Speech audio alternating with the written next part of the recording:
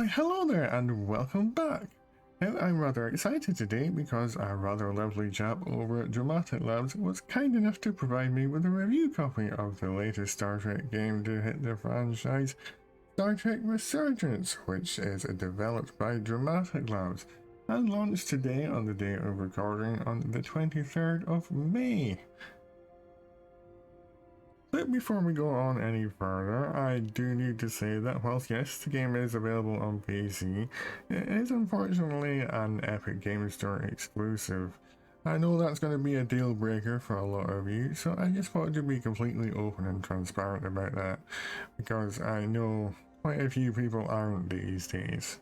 But if you want it on another platform, it is available on all the other major consoles, including the Xbox Series S, PlayStation 4 and the PlayStation 5.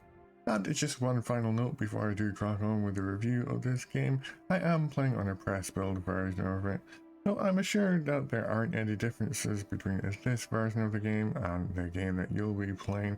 If you do see any differences, then that's probably the reason why.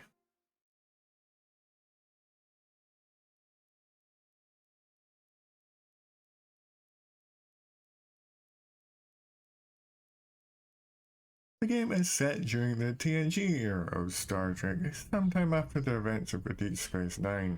We know this as the main character you play as, or rather one of the main characters you play as, is Commander Rydek, who is cited as a Dominion war hero, and anyone who's familiar with Deep Space Nine is going to be all too familiar with the Dominion War.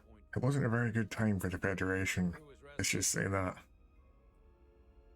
After spending too many months piecing our ship back together, we're finally about to venture out on a new mission. And it's also written and developed by former TellTale writers and developers, so you know that whilst the gameplay itself isn't going to be anything to write home about, it's the story that is going to make this one stand out. And you can really tell that the developers are really big Star Trek fans too, because of the attention to detail in the environments, and even the sound design itself. And also the fact that the game stays lovingly faithful to the Star Trek lore throughout the whole game, whilst also keeping its own unique identity. Stick around in Starfleet and you'll be sure to see worse than this. I have. Now, as for the gameplay itself, if you're expecting a vast and rich open world with hundreds of hours of content and non-stop action, then I'm afraid you're probably going to be disappointed because this game definitely isn't for you. But I can certainly understand why some of you might be feeling perhaps a little bit shortchanged by some of the gameplay on offer here, especially since we've been waiting for such a long time for a decent Star Trek game to come along.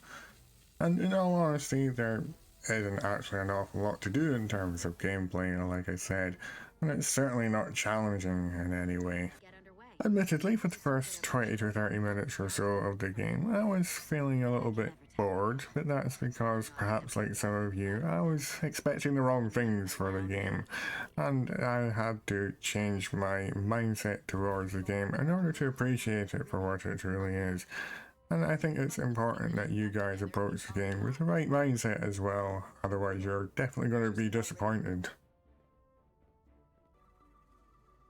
The closest I can think of to compare this game to is perhaps Life is Strange, because like Life is Strange, Star Trek Resurgence is very much a story and a choice focused, with the choices you make affecting the direction of the story and your relationship with other characters. And again, like Life is Strange, the environments are fairly small and closed off, but they're very well designed with a lot of attention to detail, and I think they seem to suit the scenarios they're used in.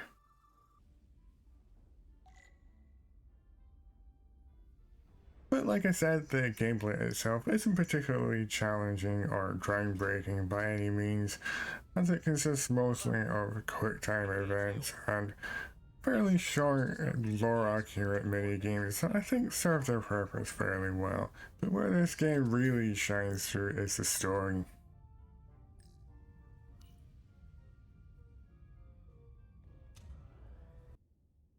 As I said earlier, this story is set in the TNG era of Star Trek, and you're sent off to the very edge of Federation space, where two factions are on the verge of war with each other, and it's your job to try to negotiate a peace. But not all is as it seems.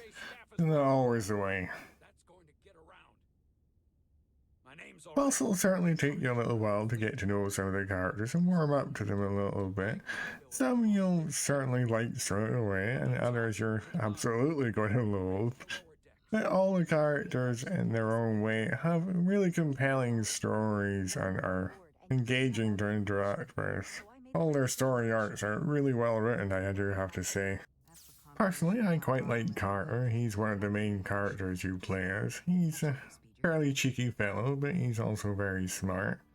Who'd have thought you'd be able to write a story with a straight white male who's not only likable, but actually smart too? And you'll be very pleased to know that I haven't seen evidence of any woke nonsense anywhere in the game so far.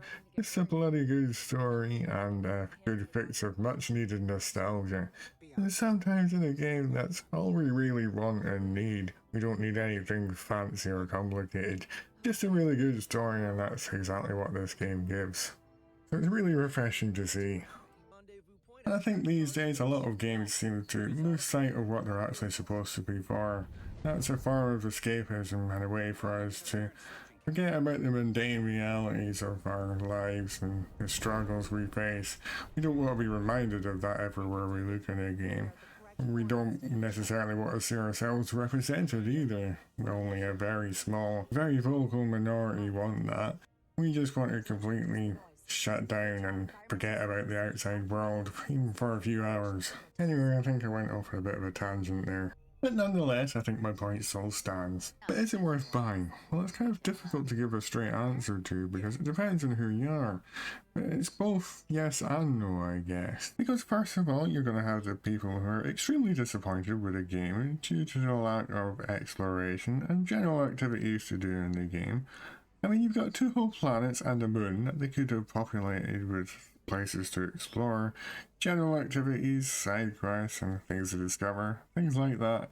But instead what we got is a very carefully curated experience with very limited gameplay elements thrown in just to keep your attention, and that doesn't really make for a very good game at all in my opinion, and I can certainly understand why people would be disappointed with the experience overall, when there's so much more that they could have done with the game. So if that sounds like you, then I would say no, the game definitely isn't worth buying. It's more of a glorified animated film, I would say. And I think the almost $40 price tag is also going to be a very important point to consider, because for what it is, I think it's very expensive, and that's going to put a lot of people off, I think. But then you also have the people who don't actually mind the condensed experience, as they'll argue that it gives the developers more time and energy to focus on what actually matters, in this case the story. And I would agree with that argument, because the story in StarTrek Resurgence is actually one of the few saving graces. It's really well written, and it stays faithful to Star Trek lore. You can really tell that it's a labour of love, written by true Star Trek fans, so I've really got to give Dramatic Labs credit where credit is due here. So if this sounds like you, I would say the game is definitely worth at least one playthrough, but I would perhaps wait a while and see if it comes up on a good sale, maybe on Steam when it releases there later on down the road. But just be aware that you are going to be spending a lot of your time sitting there with your controller in your hand, just waiting for something to do, and in my opinion that's one of the biggest letdowns this game has.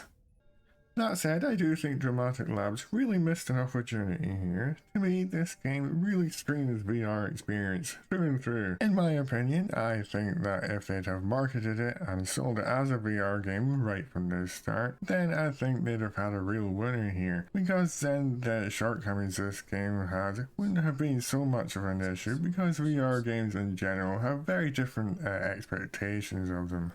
And I think as a VR game, this game really would shine. With that said, I don't think the game is terrible by any means, but I also don't think it's an amazing game. But I can certainly understand both sides of the argument for and against the game, as both arguments are certainly valid and well worth considering before making any purchase. So there we have it. Do you agree with my thoughts, or do you disagree? Or do you maybe already have the game? If so, what did you think of it? I would really be interested in seeing what you guys have to say down in the comments below. And before I wrap things up today, I just want to say another huge thank you to Dramatic Labs for providing me with a review copy of the game to check out. Without them, this video just wouldn't be possible, so thank you very much to them.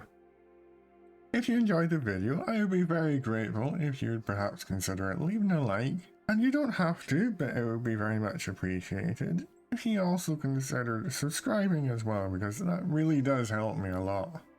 But until next time, thank you very much for watching. Commander Flea, out.